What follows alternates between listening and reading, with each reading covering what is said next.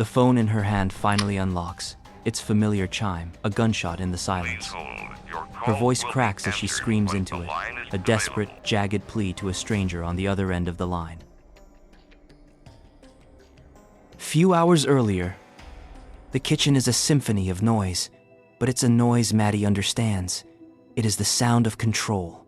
The first alarm, a gentle, 3-note chime from her parents' tablet on the counter, signals the start of the morning's intricate ballet. 7 a.m. Time to wake Jake. Maddie is already dressed, already a soldier in her worn-out fatigues of jeans and a hoodie. She moves through the house with an efficiency that feels ancient, a muscle memory honed over years. In Jake's room, she doesn't flip on the main light, but the small, dim lamp on his bedside table. He is a tangle of limbs and superhero bedsheets. "Jake, time to get up," she says, her voice low and even. He groans, burrowing deeper. 5 more minutes. Can't. It's a numbers day. That is their code. It is always a numbers day. She gently peels back his pajama sleeve, revealing the small, white disc adhered to his arm. The sensor, the family's third parent. She taps it with the reader, and a second later, her own phone, the one she is allowed to have at home, buzzes with the result. A good number, stable. The first hurdle of the day is cleared. Downstairs, the kitchen smells of antiseptic wipes and toasted bread, a scent so familiar it is practically the family perfume. Her dad is already at the counter, his back to her, meticulously weighing out Jake's oatmeal on a digital scale. Her mom is cross-referencing the number on the tablet with a chart. It is a laboratory dedicated to the preservation of one small 6-year-old boy. Maddie's job is the juice. Not too much, not too little. Precisely 4 ounces. Her movements sure and steady. As she works, her mind drifts. She pictures her notebook, the one tucked under the mattress in her room. It is a simple, spiral-bound notebook, but inside, it holds the truth of her life. Invisible Heroics. She's titled the first page in careful, looping cursive. Entry 347. Woke up at 2:14 a.m. Heard the low alert alarm from Mom's phone. Got to Jake's room before she did. His levels were dipping. Got him to drink the emergency juice box. He fell back asleep in 3 minutes.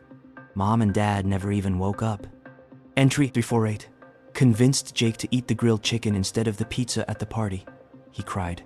I held firm. No one saw the fight. They just saw him playing happily 10 minutes later. It is a ledger of her stolen childhood, a private accounting of the 1,000 tiny sacrifices that keep their world spinning on its axis. No one asks her to do it. No one needs to. The responsibility has settled over her so gradually, she hasn't noticed until it is too heavy to shrug off. She is 12, but some days she feels older than her own parents. Maddie, honey, can you grab his kit? Her mom asks, her eyes still on the screen. Maddie nods, pulling the blue bag from its hook by the door.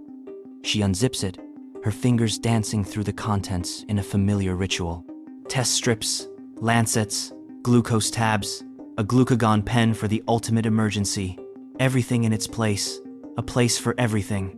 Order against chaos. The walk to the bus stop is the seam between two worlds. The air is crisp, the sun just beginning to warm the pavement. Jake, full of oatmeal and stable blood sugar, skips ahead, chasing a leaf skittering along the sidewalk. He is all energy and light, his earlier grogginess forgotten. For these few hundred feet, he is just a normal kid. And for these few hundred feet, Maddie is just his sister. But then the big yellow bus hisses to a stop at the corner. The doors fold open with a pneumatic sigh. The moment they step across the threshold, the world goes quiet. The sensor on Jake's arm, which constantly broadcasts its data to the network of devices at home, is now just a piece of plastic. The school has a strict no gadgets policy. No phones, no smartwatches, no exceptions. The safety net vanishes. Every morning, Maddie feels the same knot of conflicting emotions tighten in her stomach. There is the familiar spike of terror, the awareness that for the next 7 hours, her eyes and her instincts are the only sensors that matter. But beneath it, a darker, more shameful feeling uncoils, a sliver of relief. Here, on this bus, in the halls of the school, she is just Maddie. The responsibility is still there, a phantom weight on her shoulders, but the tools of her trade have been taken away. There is nothing she can do but watch. And for a few precious hours, that feels almost like freedom. They find their usual seat, halfway back, the vinyl cool and slightly sticky against her legs. Jake is still buzzing with energy, pointing out a dog in a passing car, his voice bright. Maddie leans her head against the cool glass of the window, letting the vibrations of the engine seep into her bones. She closes her eyes, savoring the anonymity, the brief illusion of being just another kid on her way to school. A few minutes later, a tug on her sleeve. Maddie? She doesn't open her eyes. What, Jake? I feel buzzy, she sighs. It is always something. Too hot, too cold, a headache, a stomachache. 99 times out of 100, it is nothing. Just a 6-year-old's fleeting complaint. Like a bee is inside my bones, he whispers, his voice small.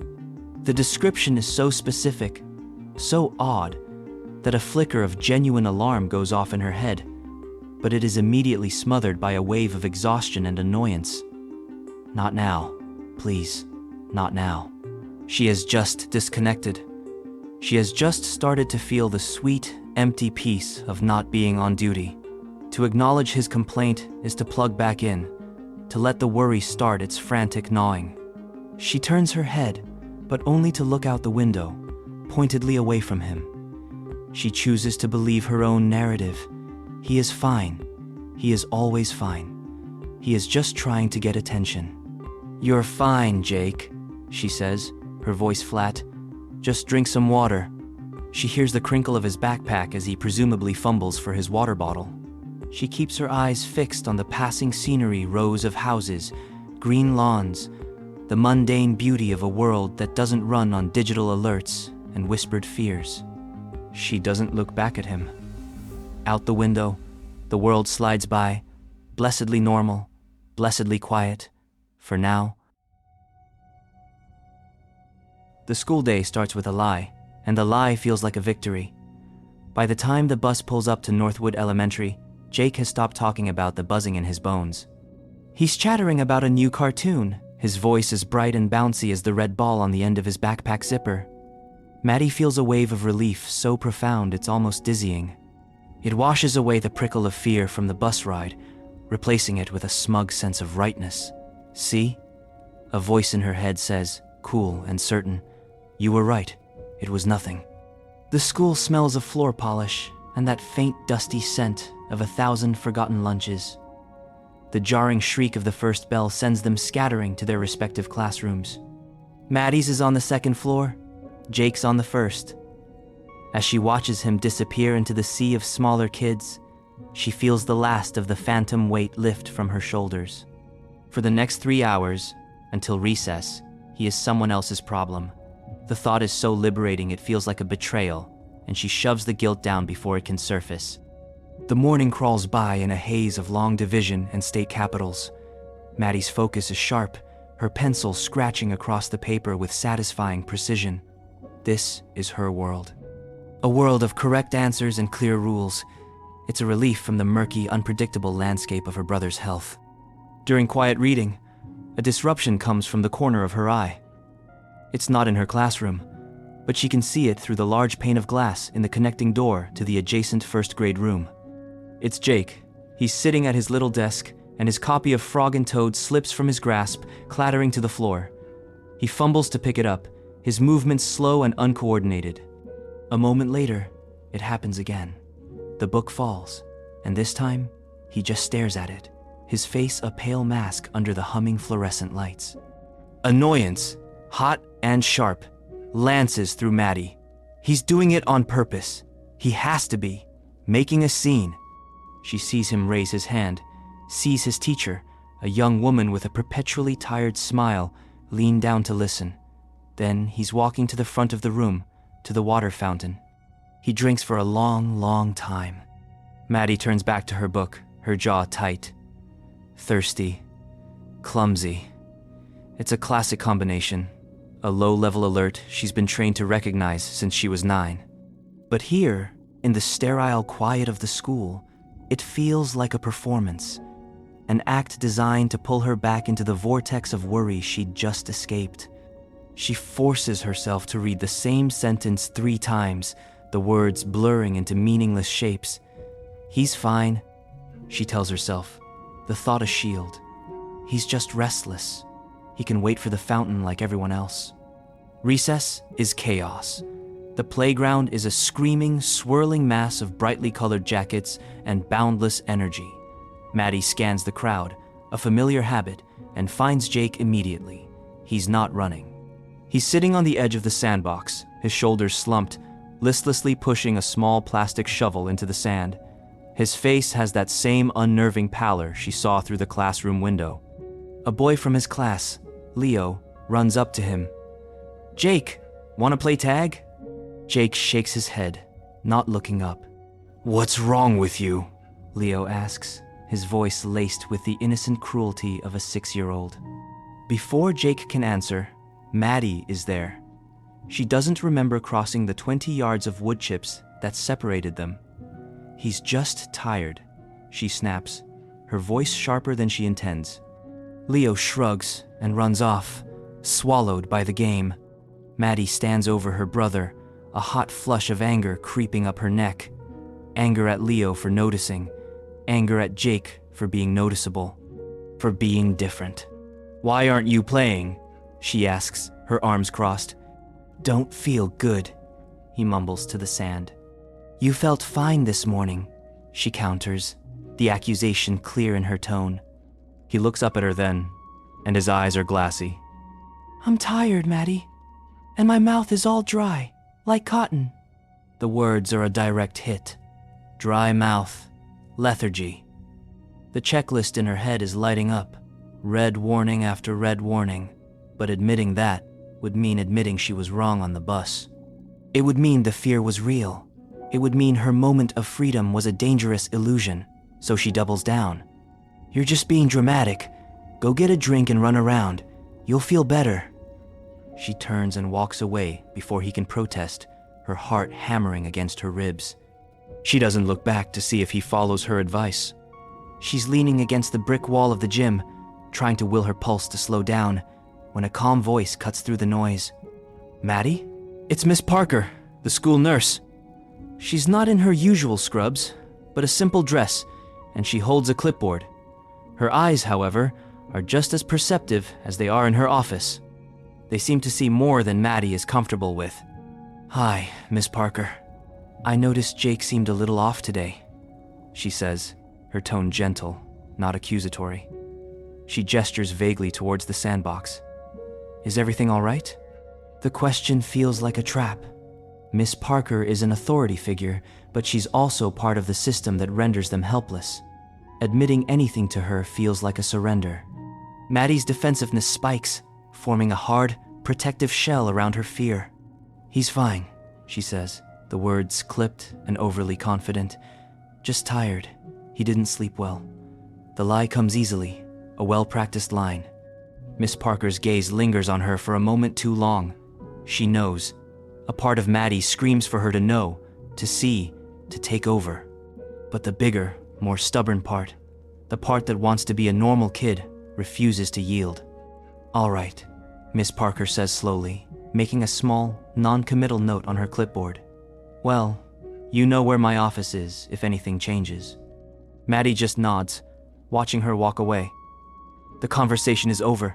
She has shut it down, and in doing so, she has made her choice.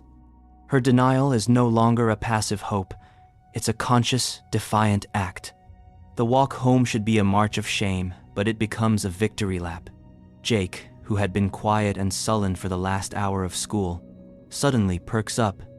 He finds a maple seed, a perfect helicopter, and spends 2 blocks running ahead and tossing it into the air, watching it spin down. He chatters about the cartoon from this morning, his voice full of its usual energy.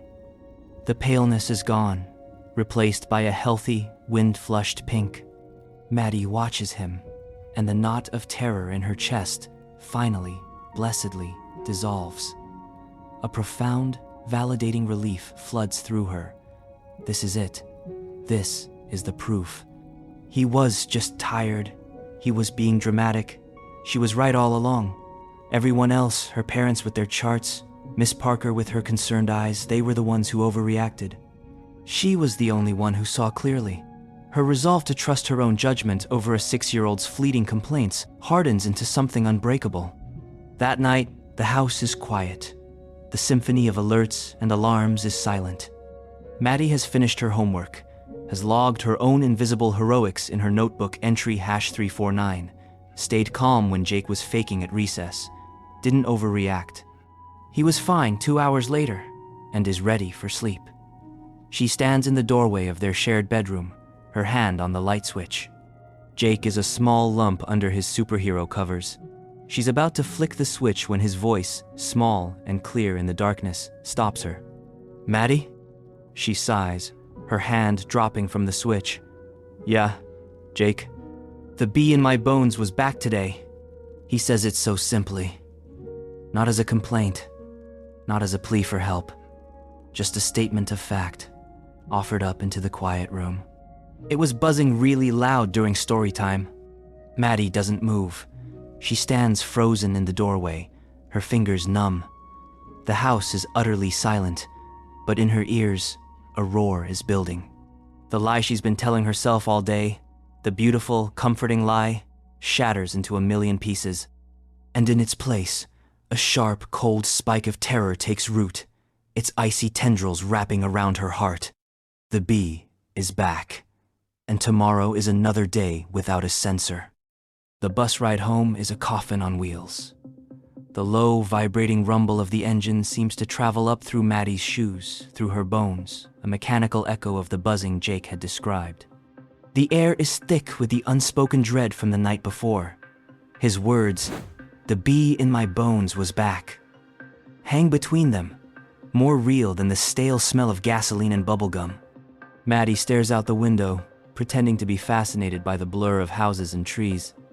She tries to act normal, to project the same breezy confidence that had carried her through yesterday's false victory. But it's a hollow performance. Every few seconds, her eyes slide sideways to check on him. Jake is a statue made of wax. He sits slumped against the cracked red vinyl of the seat, his head resting on the cool glass of the window. He hasn't said a word since they got on. Not about cartoons, not about school, not about the perfect helicopter seat he'd found yesterday. The energy that had been a brief, reassuring flare has been extinguished completely. The bee has made him quiet. It has made him heavy. "You okay?" she asks, the words feeling flimsy and useless in the noisy bus. He gives a slow, slight nod, not moving his head from the window. His response is a single, sluggish syllable. The sound is swallowed by a shriek of laughter from the seat behind them. A group of fourth graders are trading jokes, their voices high and piercing. The cacophony builds a wall of sound around Maddie and Jake, a pocket of frantic, oblivious joy that makes their silence feel even more profound, more terrifying. She wants to scream at them to be quiet, to shut up, to see that something is wrong, but she doesn't. She just turns back to the window, her own reflection, a pale, worried ghost. Then, the change. It's not a single event, but a slow, horrifying slide. Jake's head, which had been resting against the window, slips. It lolls forward, his chin dropping to his chest. His backpack, heavy with books, slides from his lap and thuds softly onto the dirty floor. He doesn't react. "Jake?" Maddie says, her voice a little louder this time. She nudges his shoulder. "Jake, pick up your bag." There's no response. His body is limp, a puppet with its strings cut. She nudges him again, harder this time. "Jake!"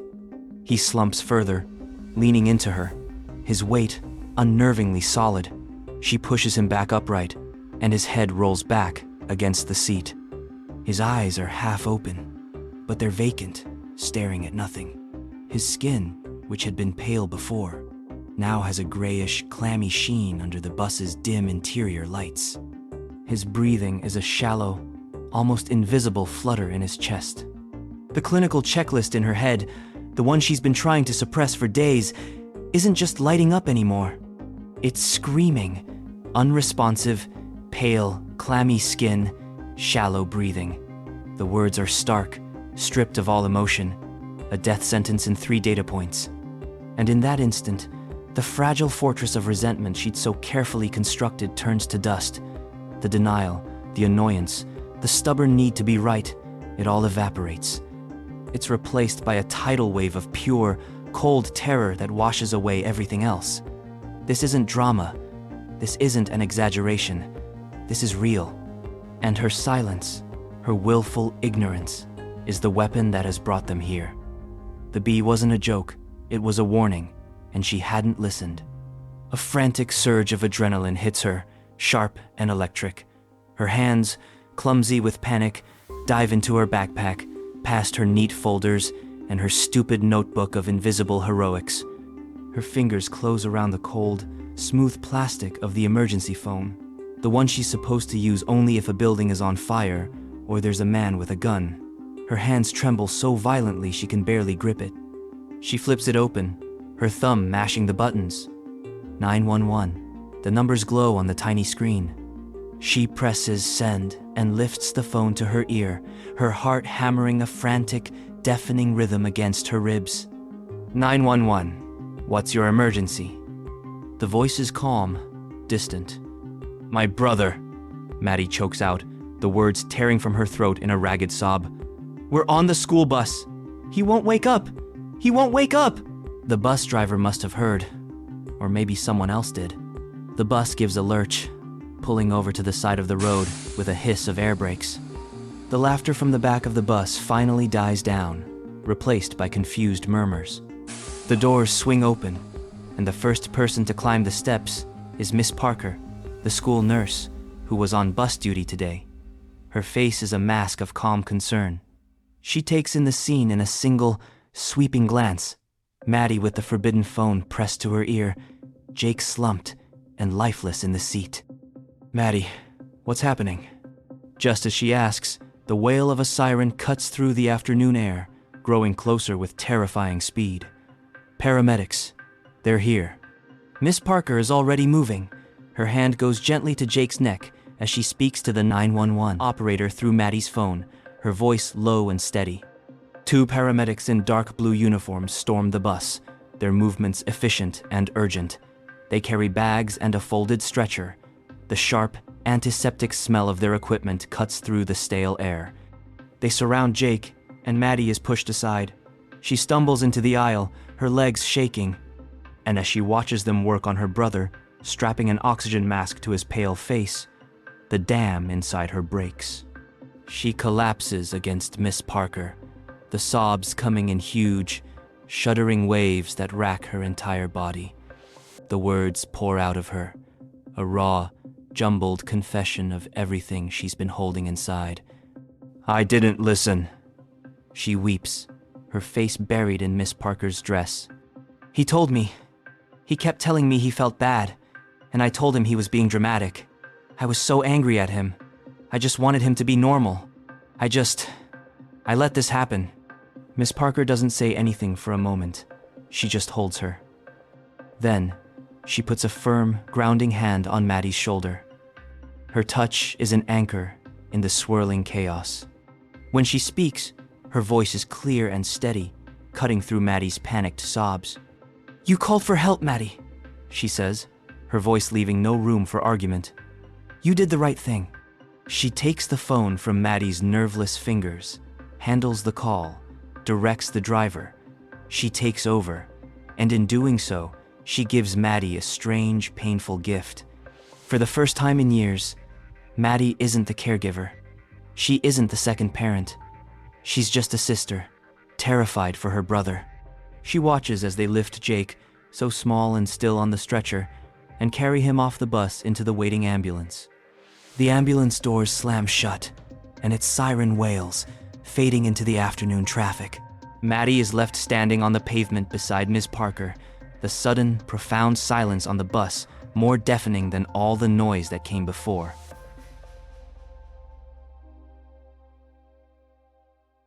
The house is a vacuum. The silence is a physical weight, pressing in on Maddie from all sides. Our house is never this quiet. The thought is a small, sharp splinter in her mind. At home, there is always a hum, a beep, a gentle chime, the digital nervous system that keeps Jake safe. Now, with Mom and Dad at the hospital and Jake somewhere in that sterile, white building, the house is just a box of dumb, useless things. The smart home has been rendered stupid by distance. On the kitchen counter, a note from Mom is anchored by a salt shaker. The handwriting is shaky, a frantic scrawl that's nothing like her usual neat print. It's a list of logistics call if you need anything. Mrs. Gable from next door will check in. Here's the number for the nurse's station, but the subtext is a scream. The old precision is gone, replaced by the brittle architecture of survival. Maddie reads it twice, but the words don't stick. She drifts through the downstairs rooms, a ghost in her own life. She can't bring herself to go upstairs to her own room. The thought of her bed, her desk, the neat stack of her school books, it all feels like a stage set for a person who no longer exists. And the notebook, the one filled with her invisible heroics, sits on her nightstand like a monument to a monstrous selfishness she can't bear to look at. Every line a justification, every entry an indictment. Instead, she finds herself standing at the threshold of Jake's room. It's a mess, a vibrant explosion of a 6-year-old's life. Plastic dinosaurs are frozen mid-battle on the rug. A half-finished tower of magnetic tiles lists precariously on his dresser. It feels like an archaeological dig of a life interrupted. The air still smells faintly of him, that sweet, dusty scent of kid and crayon. A desperate need to feel close to him, to breathe the same air, pulls her inside. His tablet is on his desk, discarded next to a pile of drawings. Its screen is dark. It was left behind in the morning rush, a forgotten piece of a life that was, until yesterday, completely normal. She picks it up. The plastic case is warm, and her thumb finds the power button automatically. The screen flickers to life, a cartoon astronaut floating in space. And there on the home screen, nestled between games and a drawing app, is a folder she's never seen before. It's labeled simply, My Show. A knot of something grief, guilt, a desperate, clawing curiosity tightens in her chest. Her finger hovers over the icon, then taps. The folder opens to a grid of video files, each with a generic, time-stamped name. She clicks on the first one. Jake's face fills the screen, too close to the camera, his nose distorted. He's grinning, a gap where his front tooth used to be. The audio is tinny, full of static. "Hey guys, what's up? Welcome to my channel," he says, his voice a high-pitched imitation of the streamers he loves to watch. "Today, we're gonna see if my T-Rex can eat a whole Lego car." The camera shakes wildly as he turns it towards the floor. It's goofy. It's innocent. It's a punch to the gut. Maddie's breath catches in a sob. She quickly swallows. She clicks through a few more. Jake reviewing his favorite snack. Jake narrating a battle between action figures. A 6-year-old playing in the quiet of his room. Then she sees it. A file dated 2 nights ago. The night he first told her about the bee in his bones. She clicks it. He's not smiling in this one.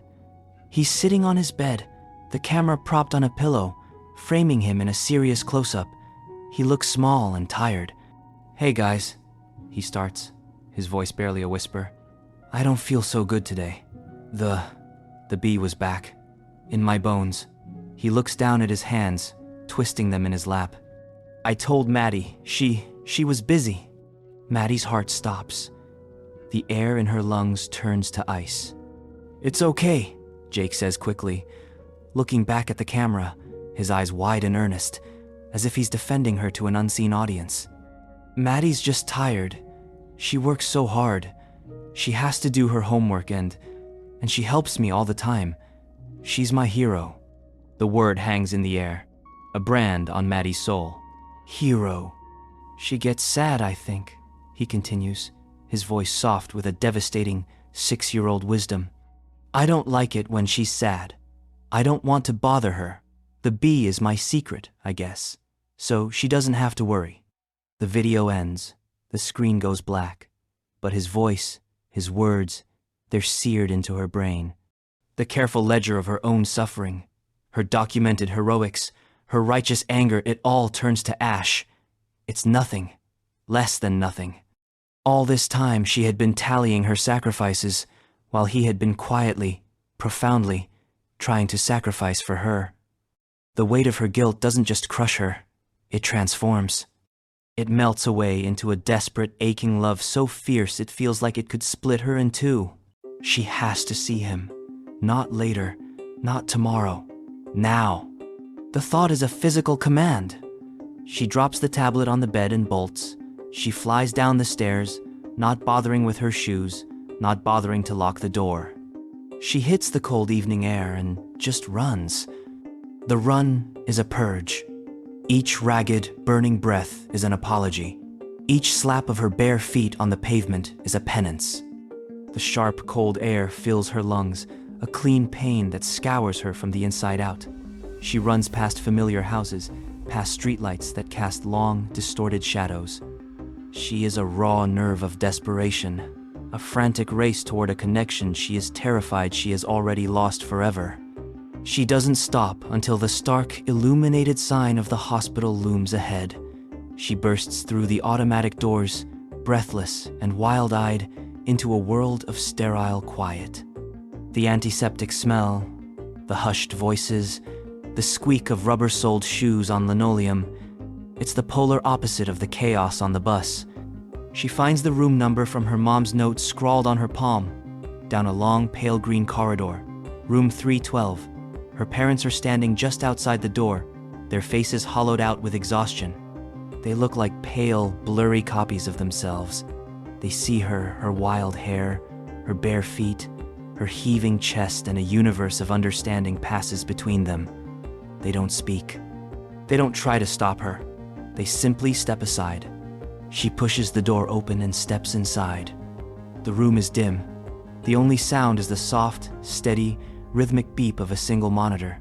It's a gentle, reassuring pulse in the quiet. Jake is in the bed. He looks impossibly small against the vast white pillows, a tangle of wires leading from his arm to the machine that beeps his life back into the world, one beat at a time. He looks peaceful. He's breathing. Maddie pulls a chair to his bedside and sits. She watches the slow rise and fall of his chest. She bursts in, grabs Jake's hand, and her throat locks. A second ago, she rehearsed. "We'll push through. We'll fix it." What comes out is only a tear-wet whisper. We. Jake's lashes flutter. He opens his eyes slowly, as if returning from far away. "I had a dream." He looks straight at her. "That you were unwell. And I prayed for you."